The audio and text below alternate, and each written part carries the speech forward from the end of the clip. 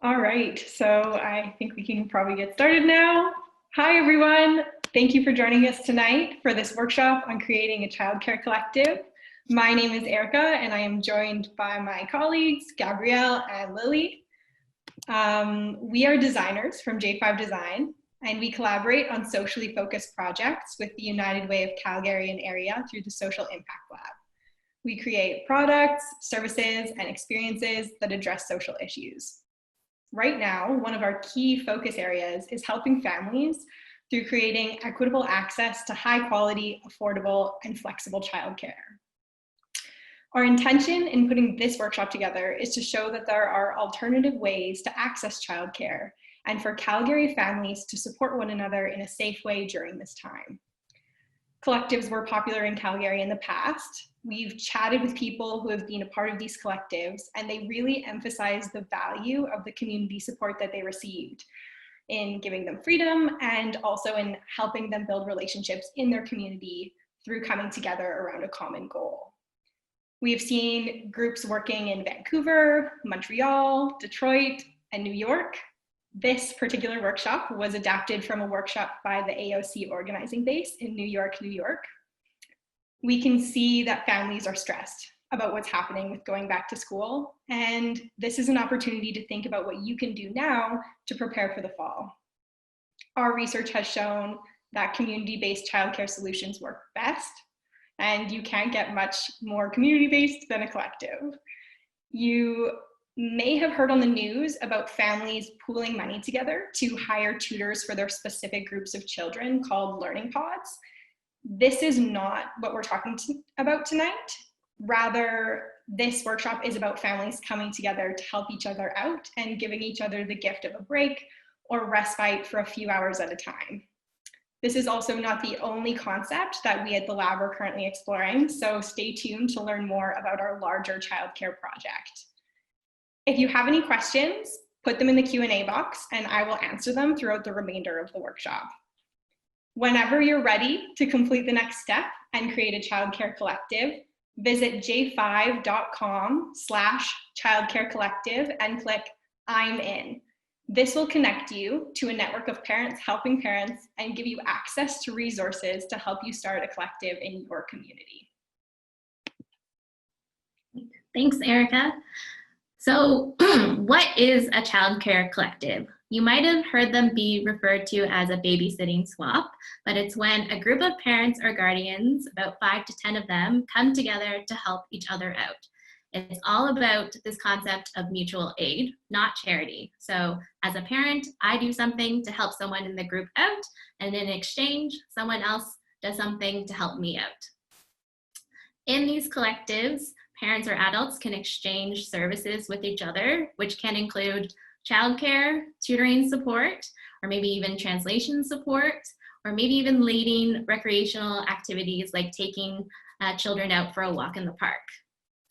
Being a part of a group helps you connect with other people who have a diverse range of skills and also more availability to cover your needs, and it's at no cost, as no money is exchanged. This is all about time. And so for every hour you contribute to the collective, you can use an hour. And it's really important to note that all hours are equal regardless of the service that you provide to the collective. So for example, if the three of us, myself, Gabrielle, and Erica, are in a collective together, Gabrielle might offer my children an hour of guitar lessons, and in exchange, she could get an hour of childcare from Erica when she has to step out and get groceries. And then in exchange, I might provide Erica's children an hour of childcare by taking them out to the park. So it's all about the three of us coming together and exchanging time. And why are these childcare collectives great for now? With these small groups, you can really limit your family's exposure. So as you get to decide how many people you want to exchange services with, but it also allows your children to be social and to get out of the house, which we know is really important right now for their mental health. And it also allows you the opportunity to get to know other parents. And we've heard from our research and from chatting with people who have been part of collectives in the past that they can stay in a collective for up to 10 years, and the friendships that form will last for a lifetime. Small groups are also very adaptable and faster to respond to changes.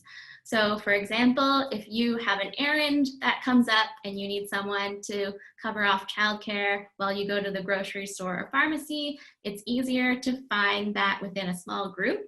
Or maybe you have a meeting coming up and you need someone to cover off childcare while you are conducting that meeting.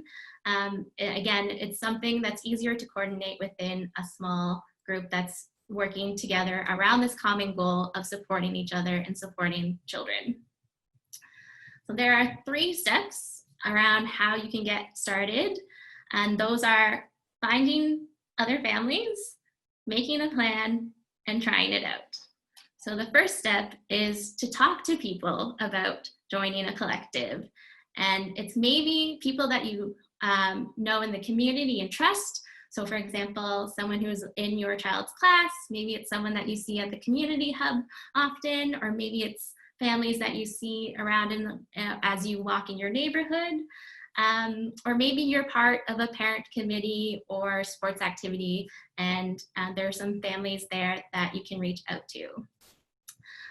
We encourage you to consider maybe also connecting with people who are less connected. So for example, maybe there's a new family that you notice moving in on your street, or a single mom. This is a great way to come and support each other in this time. We also I would ask you to consider maybe joining with other families who have different schedules than you do, so that you can have a higher coverage of childcare. So for example, if you often work day shifts, maybe consider joining in a collective where there's another family that have parents who work night shifts, so that you can cover off each other. Our website has some resources at j5.com/childcarecollective that will help you share what a collective is all about and help you talk to other families about it. The second step is around making a plan. And this is going to look different for each group. Generally, you want to start off making your plan by getting to know each other, and that might take a few meetings. So for example, you might have a meeting in person or online through Zoom or Google Meet or through WhatsApp to really just to get a sense of each other and each other's spaces. And then we also recommend that as part of your plan, you take an inventory of what each person can offer and what each person needs.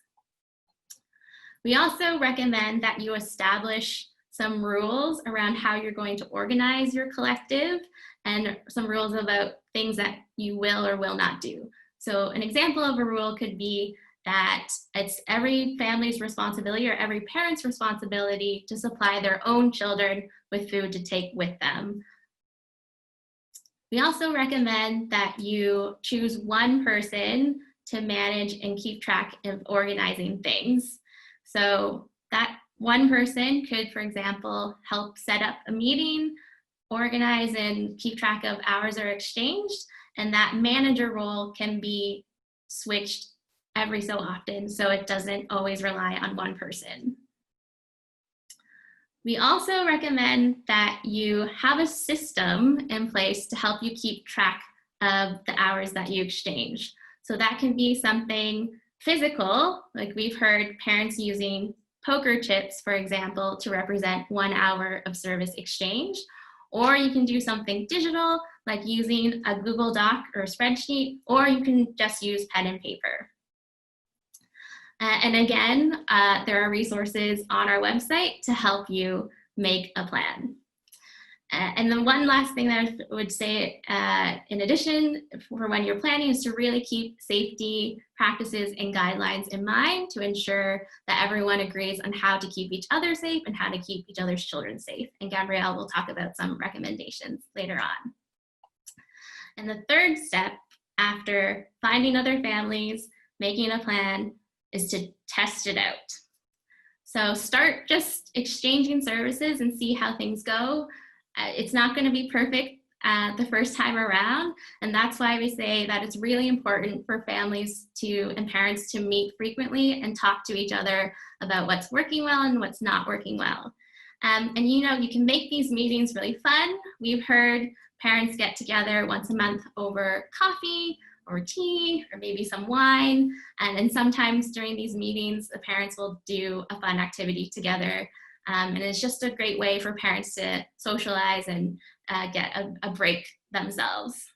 And we really encourage you to enjoy this time and enjoy this opportunity to connect with each other in your community, to offer some support and to help each other out. And we really, really, really want to know from you how things are going as you build out your collective. As a social impact lab, we are really interested in understanding what people's experiences are. So please feel free to share us some feedback, and you can do so directly and reach me, Lily, at lily.low@thesocialimpactlab.com. Awesome. Thanks, Lily.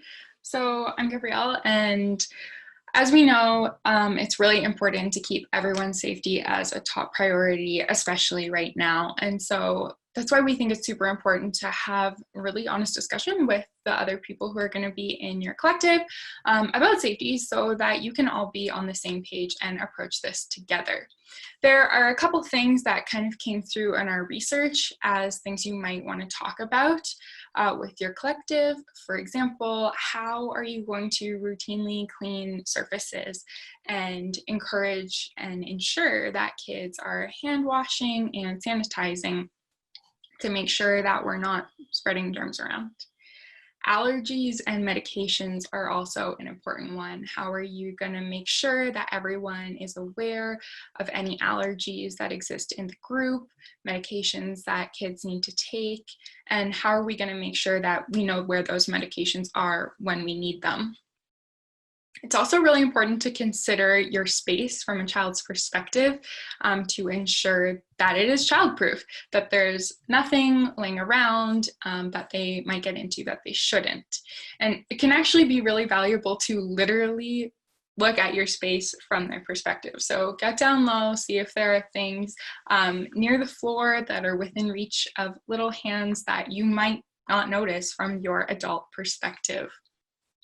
And finally, it's important to make a plan for what we're going to do when someone is feeling unwell. So whether that's just someone in the collective who is sick, or if it's actually maybe a child who isn't at home when they start to not feel well, how are we going to handle that? On our website, so j5.com/childcare collective, we have curated some resources for you with some more helpful information and guidance that are actually being used by childcare providers in day homes, so you can get a very kind of comprehensive idea of some things that you can do to manage safety. So how can you learn more? Well, again, we'd like to invite you to visit j5.com/childcare collective and click I'm in. Doing this will connect you to a network of parents helping parents and give you access to resources and materials that will help you start a collective in your community. In the form that you fill out after you click I'm in, you can ask any additional questions that you may have, tell us about other resources that would be helpful to you, and you will potentially be connected with a volunteer who can support you. So be sure to fill in all of the information in there if you would like to be connected with us again in the future. Again, there are additional resources, including a summary of this whole presentation and a one-pager that you can pass on to your friends or other people that you might want to join a collective with you to help explain kind of what this is and what it's all about. You might be wondering, if you're not a parent, what can you do? You can absolutely still be part of a collective and contribute. For example, maybe you make meals for some of the other families, or are really into arts and can lead an arts and craft activity for the kids. You can volunteer your time and still support families and parents in your area. this is a great way to get connected with your community. And finally, if you're not a parent, you can share this workshop. We're going to have a recording of it posted afterwards, so you can share it and all of the resources available with parents in your area who might be interested in starting a collective. So absolutely, as Erica mentioned at the beginning, this workshop is part of a larger project that we're doing in the Social Impact Lab on childcare in Calgary. Specifically, we are looking at how we can create more equitable and flexible access to childcare for families here. So if you're interested in learning more about that and other ways that you can get involved, be sure to check out j5.com/childcare. We are exploring and testing out other ideas as well, in addition to these childcare collectives, so you can learn more about that. Thank you so much to everyone who came. We have a little bit of time. If there are any questions that you have, please put them in the Q&A box, and we are going to answer them in just a minute. And for everyone who signs up and responds to our call to action, we will have a follow-up call in the next couple of weeks to check in, see how things are going, and talk about any additional resources that might be useful to you.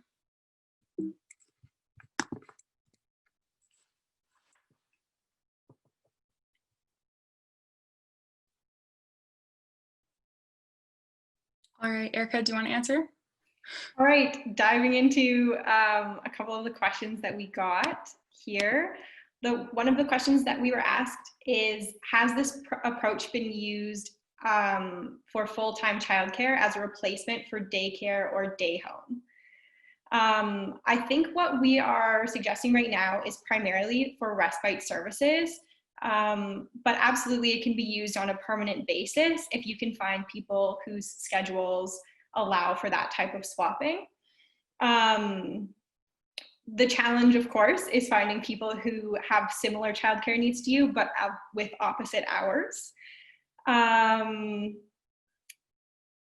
Ideally, we would be able to implement this as a full-time solution, but of course, right now with the small cohorts that are required and with the scheduling restraints, we recommend that you start with respite services and then see how you can build your network from there. Is there anything else that Lily or Gabrielle that you would like to add about that? No, I think that's perfect. Perfect. So another question that we were asked is, if a collective is 5 to 10 families, is it worth it to join more than one collective? So that's a very interesting question. I hadn't really thought about the possibility of joining multiple collectives. Ideally, the idea is that we are able to implement cohort solutions. So I think if you are able to find the right families, again, and the right fit for your schedule in a way that allows you to cooperate with those people and build a network, you shouldn't require multiple collectives. But definitely, we have heard of larger collectives working in the past where people were exchanging different things. Of course, because of COVID, different people will have different levels of comfortability about how many people will be in their childcare cohorts at this time. Mm-hmm. So that's a good question. If you're in 2 very small collectives, so say you're in 2 collectives with 3 families each, and you're repeated amongst both of them, so that's only 5 families total, you might think about just merging them together, because it actually benefits everyone to have a group that's just a little bit bigger sometimes. Mm-hmm. And again, it's about adding diversity in terms of people's hours and also like the different skill sets that they can provide and the different services. And again, it's also really about making these social relationships and social bonds. And so if you can find a way to bring people who would otherwise not really know each other we've heard like collectives, one person said, you know, they're not the friends that I would have chosen, but you know, I don't know what I would have done without them. Mm-hmm. Another great question that we got is, what about an exit strategy for families when organizing the collective as to avoid hard feelings? So for me personally, I would recommend discussing that when you're setting up your expectations and with that initial meeting. I think that's a great idea for a topic to discuss at the beginning, and how you would go about leaving the group if you didn't feel like it was a good fit or a good solution for you. Of course, not everybody is compatible and not everybody's expectations around childcare are the same. And so there is a chance that the first time you try and implement, create a co-op, it won't be exactly what you were hoping for, or your expectations around childcare might not align with the people who you've chosen as your group members. So again, yeah, I would definitely recommend discussing this in your first meeting and deciding as a group what you think would be an effective and comfortable way for you to go through this process if and when the time comes. You could also really frame the beginning of your collective as a test or an experiment. And you could say, okay, we're going to try this for 2 months. And at the end of the 2 months, we're all going to have the opportunity to decide if we want to stay or if we want to leave. And so you can have that kind of like time-bounded time to check it out and make sure that it's what you're looking for before you fully commit and say you're like going to be in at 100%.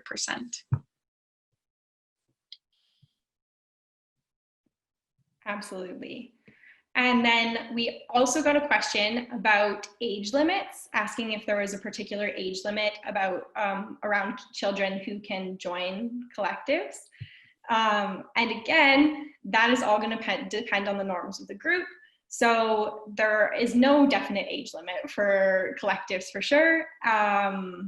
And even potentially teenagers who don't necessarily need childcare could participate in collectives. Like we said, people without children can be part of these community-based solutions. But yeah, it's all about finding people who you're comfortable with. We have heard also from other people who've experienced these collectives that it can be valuable to have children around the same age as your children, just because then for the kids, it's like play dates and they enjoy it and they keep each other occupied.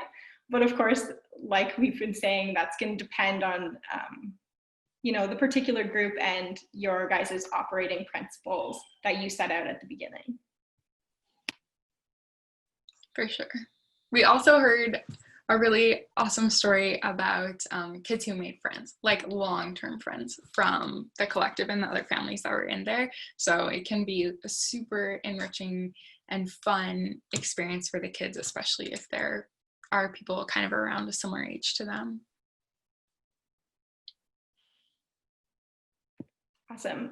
So we also got a question about what comes next after this presentation. So like we said in the workshop material, we suggest you visit j5.com/childcarecollective and click I'm in, answer the call to action. There you'll be provided with resources and the information that we provided here in this workshop that you can share then with your network. And then it's following those 3 steps and finding your collective and giving it a try. Absolutely. Awesome. Were there any other questions? I think those are all of the questions that we're answering live. Perfect. Yeah. Awesome. Then we can end right on time and give you just a couple of minutes back. So thank you so much to everyone who joined us this evening. We really look forward to continuing to connect with you further, both through the call to action and also other work that we are doing in this childcare project. So on behalf of the Social Impact Lab, thank you so much for joining us this evening.